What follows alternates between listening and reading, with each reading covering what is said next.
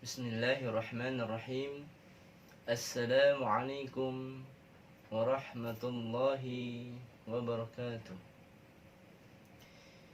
Innal hamdalillah wassalatu wassalamu ala Rasulillah wa ala alihi wa sahbihi wa man wala. La haula wala quwata illa billah. Anak-anakku sekalian, peserta didik SMPN 56 Jakarta dimanapun berada, yang mudah-mudahan kita semua diberikan panjang umur, sehat afiat, sekaligus diberikan kemantapan Islam, iman, serta ihsan kita kepada Allah Subhanahu wa ta'ala. Pada kesempatan kali ini saya akan menyampaikan sebuah kisah, yang mana kisah ini berkaitan dengan salah satu Asmaul Husna, yang nantinya lagi dari kisah ini akan menjadi sebuah pertanyaan atau kuis yang wajib kalian jawab. Oleh karenanya, simak baik-baik kisah ini. Dikisahkan di suatu negeri yang jauh dari keramaian, bisa disebut pelosok kampung, di ujung desa yang jauh dari keramaian, jauh dari gemerlapnya dunia. Ada seorang syekh atau guru dan ketiga muridnya. Suatu ketika syekh ini atau guru ini ingin menguji sejauh mana ketiga muridnya ini mampu mengamalkan isi Asmaul Husna. Singkat cerita, guru ini memanggil ketiga murid tersebut untuk berkumpul. Lalu murid ini memenuhi panggilan guru tersebut, dan mereka bingung serta bertanya, "Wahai guru, wahai syekh, ada apa engkau memanggil kami dan kami disuruh berkumpul di hadapanmu saat ini?" "Wahai murid-muridku, tujuanku mengumpulkanmu di tempat ini tak lain dan tak bukan akan kuperintahkan kalian untuk esok hari membawa 9 pisau dan membawa 1 anak ekor ayam." Lantas ketiga murid ini siap dan tidak bisa menolak perintah gurunya. Singkat cerita, keesokan harinya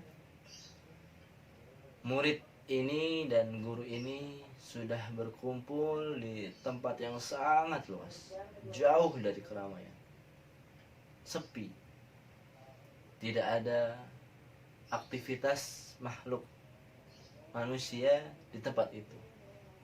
Hanya terdapat hewan, terdapat tumbuhan, dan hanya ada 3 orang murid tersebut dan guru tersebut. Singkat cerita, guru tersebut memerintahkan kepada muridnya, "Wahai muridku, sudah kalian bawa 9 pisau dan seekor anak ayam?" "Sudah, syekh, sudah guru."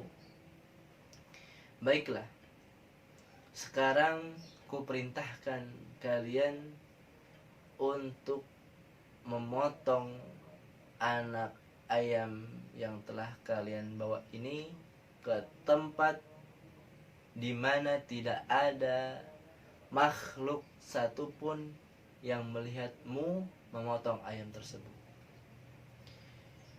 Silahkan potong ayam tersebut dimanapun sesukamu, dimanapun tempatnya pilihanmu, tapi dengan satu syarat. Tidak ada satu makhluk pun di alam semesta ini, bahkan tidak ada satu hal pun dari alam ini, siapapun itu, yang melihat engkau memotong ayam tersebut.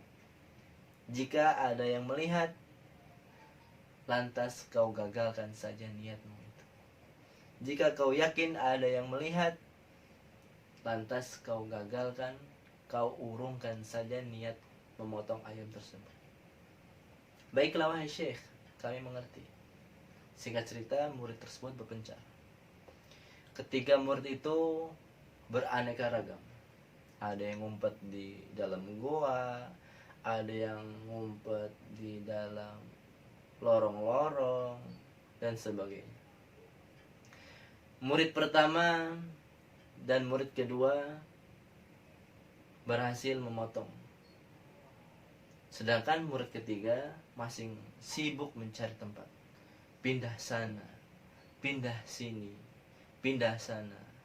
Sampai singkat cerita, sudah lama sekian gurunya menunggu, dipanggil oleh guru tersebut. Wahai muridku, semuanya kumpul.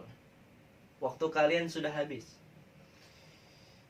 Mari kita periksa apakah kalian telah menunaikan perintahku atau sebaliknya. Murid yang pertama dengan asyiknya, dengan bangganya, dia menyampaikan, wahai guru, aku berhasil memotong ayam ini tanpa ada yang melihat satupun. Yang kedua, wahai syekh, wahai guru, tidak ada yang melihat saya. Saya yakin 100% saya sudah berhasil memotong dan tidak ada yang melihat saya. Lantas yang ketiga, dengan tangan yang gemetar, tangan kanan memegang pisau, tangan kiri memegang anak ayam dengan gemetar karena takut belum menunaikan tugasnya. Wahai syekh, maafkan aku. Sesungguhnya aku sudah mencari tempat dimanapun yang aman tanpa dilihat oleh makhluk, tapi aku masih saja merasa belum aman. Lantas guru tersebut bingung.